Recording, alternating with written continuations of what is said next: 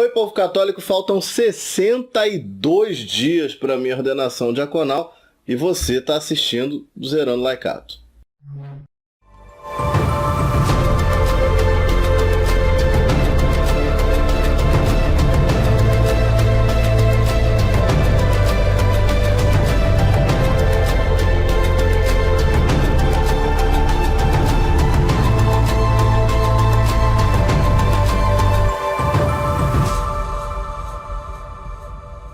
Muito bem, povo católico, no último programa a gente falou sobre a admissão às ordens sacras, que veio logo depois do acolitato, né, que foi no início desse ano. Hoje eu quero falar para vocês de mais uma novidade atrasada que veio nesse 4º ano de formação, que é o estágio de pastoral. No 3º ano da formação da escola diaconal, de novo lembrando, tem o propedêutico, 1º ano, 2º ano, 3º ano, 4º ano. No 4º ano é a ordenação, né? Então, no 3º ano de formação, todo candidato ao diaconato aqui da Arquidiocese do Rio de Janeiro vai para uma paróquia próxima da sua casa e que tenha um diácono, é importante que tenha um diácono, fazer o seu estágio de pastoral. Então, você passa um tempo lá nessa paróquia, ajudando o diácono de lá com as funções dele, e evidentemente olhando, né, como é que ele faz as coisas, tentando entender na prática ali como é que as coisas funcionam, pegando as dicas e tudo isso, e acaba que você se envolve com uma nova comunidade, enfim. Então é um momento bem bacana. Isso acontece no 3º ano, era para ter acontecido no ano passado comigo, em 2020. Evidentemente, a pandemia atrapalhou mais uma vez e eu não consegui fazer o meu estágio. Então eu comecei a fazê-lo neste ano. E aí um detalhe interessante. Na minha cabeça, né, no meu plano, eu queria muito fazer o estágio, no ano passado, queria muito ter feito o estágio de pastoral na paróquia Nossa Senhora de Copacabana, que é muito próximo de onde eu moro, com o diácono Gilvan. Lembra que eu falei lá em um programa lá atrás que foi ele que me apresentou o diaconato permanente? Então eu teria ficado muito feliz de poder fazer o estágio junto com ele, aprender junto com ele. Só que, infelizmente, a pandemia não deixou e o Gilvan acabou que no final do ano passado se mudou, né, foi para uma outra cidade.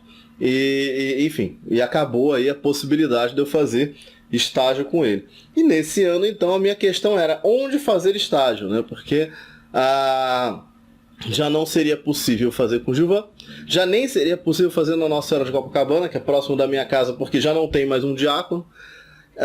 Então fica a pergunta, onde fazer, né?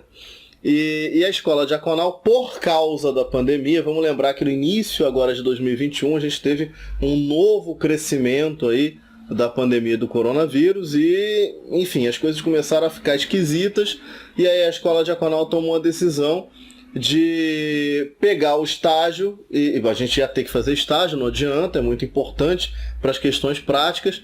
Então ela tomou a decisão do seguinte: olha, façam na paróquia de vocês, porque vocês já estão indo ali, né, um ambiente que vocês já frequentam, já estão expostos a esse ambiente, então para reduzir aí os riscos do contágio, fiquem onde vocês já estão.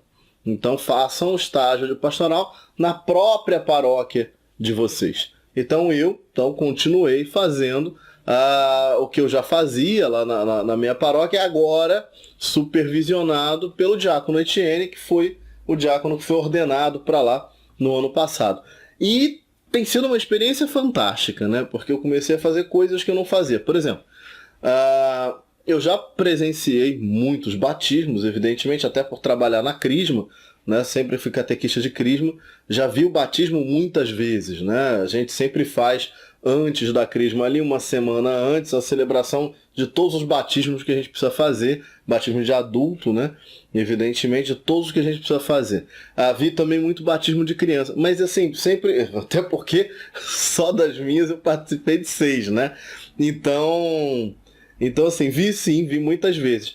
Mas nunca com olhar técnico, né? Eu, de certa forma, sempre estava ali envolvido na celebração, rezando junto e tal, nunca com um olhar, vamos dizer, técnico no sentido de o que está sendo feito minuciosamente, qual é a operação que tem que fazer para viabilizar o batismo, né? O que tem que trazer, o que tem que estar disponível, que horas que tem que pegar o quê. Então essas nuances você só pega quando você pratica, quando você está de fato ali como auxiliar de uma celebração. Então eu tive a oportunidade nesse ano de auxiliar muitos batismos, que é uma das atribuições do diácono na paróquia, costuma ser, né, uma das atribuições. Então eu tive ali de perto, olhando, e aí pela primeira vez eu participei ativamente do auxílio no batismo, né? Coisa que eu nunca tinha feito como coroinha, por exemplo. Eu auxiliei em várias missas, mas nunca num batismo de crianças, numa celebração que fosse só o batismo. Eu já tinha até auxiliado, mas dentro da missa, que tem outra dinâmica, né? Então, assim, a minha paróquia ela tem uma vantagem. Ela não é uma paróquia muito grande. Então a gente tem a chance de fazer tudo, né? De ir lá na sacristia, separar o que tem que pegar, enfim, o que tem que trazer, de arrumar as coisas que em muitas paróquias grandes você já encontra feito. Então ali foi bacana por isso, né? Deu para fazer o ciclo inteiro e ver o batismo sendo feito, e ali eu comecei a tirar um monte de dúvida, comecei a olhar para o rito mesmo, né? Eu comprei o livro ritual, comecei a estudar o rito do batismo nas suas várias formas, né? Nos vários formatos, o que tinha que fazer quando era adulto, o que tinha que fazer quando era criança, qual era a diferença entre um e do outro, o que precisava, o que tinha que... qual talvez fosse a melhor movimentação, entendendo o ambiente da paróquia que eu trabalho. Então, assim, porque você tem, né, aquela coisa de ir até a pia batismal, voltar, quer dizer, qual é a melhor maneira de fazer isso, principalmente num tempo de pandemia, que não pode ter aglomeração, e que o povo adora fazer aglomeração em volta da pia batismal. Então, assim, é toda uma dinâmica nova com um olhar novo, né? Também os próprios serviços do altar passa a ter uma dinâmica diferente, que já não é mais a dinâmica de coroinha. E eu vou te falar que isso me deu um certo trabalho, quer dizer, de fazer a transição do coroinha para o acólito ou pro aprendiz de diácono, né? Porque às vezes está lá o Etienne e ele quer que eu fique ao lado dele justamente para ver, né? Primeiro para servi-lo como acólito, mas também para ver exatamente qual é toda a movimentação. Porque se eu vou no rame-rame de coroinha, de ficar ali, indo para a credência, voltando, eu não vejo o que ele está fazendo. Eu foco no meu trabalho ali, não vejo. Não olho para ele, né? E ali não, ali era uma outra dinâmica. Eu tinha que olhar, ver o que ele estava fazendo, ver a oração que ele estava rezando, o momento que ele fazia.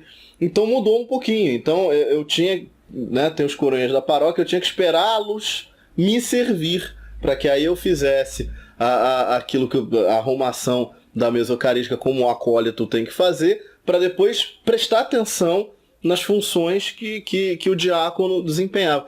Então uma mudança de olhar, né? Tudo sempre esteve ali.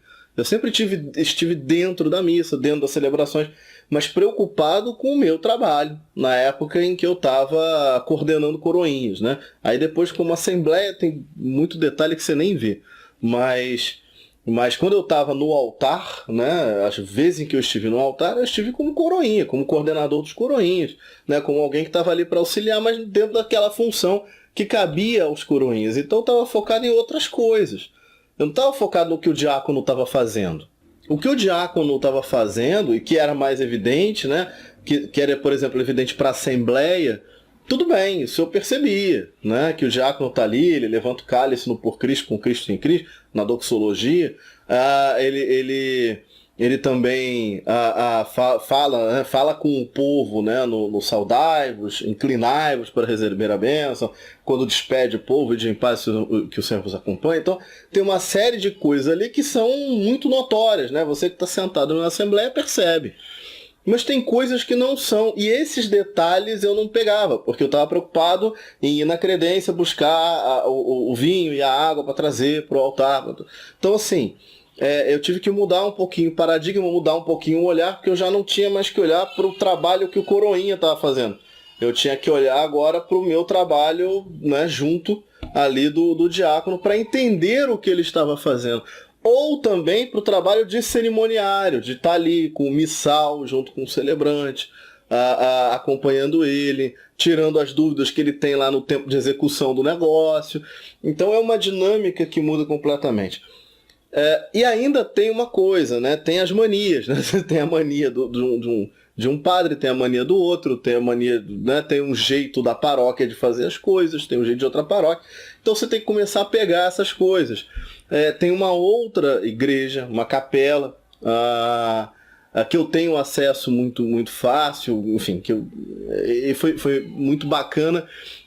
Porque a minha paróquia tem poucos casamentos, né? Na verdade, acho que não tem nenhum, não vi nenhum esse ano. Não tive oportunidade de ajudar em nenhum. Então eu procurei essa capela, que eu, né, tenho fácil acesso, e aí virei e perguntei pro padre, eu posso ajudar no casamento aí? Porque, enfim, eu quero praticar, quero olhar por dentro. E muito bacana, assim, como me permitiram, eu fui, tenho ido também nessa outra capela para auxiliar nos casamentos. E claro, já estou ali, também auxilio nas missas. Ou seja, né, estou conseguindo fazer um estágio oficial num lugar, né, que é a minha própria paróquia.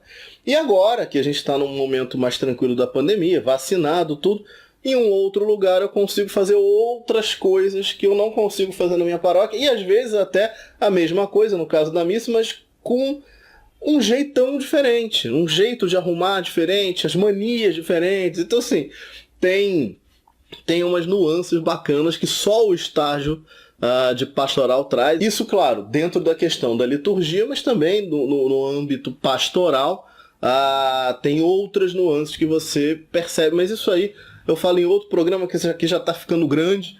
Vale a pena comentar sobre essa questão de pastoral, ela é importante para a jornada do diácono, mas eu vou falar amanhã, quando faltarão 61 dias para a minha ordenação diaconal, que você já sabe, é dia 13 de novembro de 2021, às 8h30 da manhã, na Catedral Metropolitana do Rio de Janeiro. Você já sabe que eu quero muito te ver lá, e também quero te ver aqui amanhã, no próximo programa da série Zerando Laicato.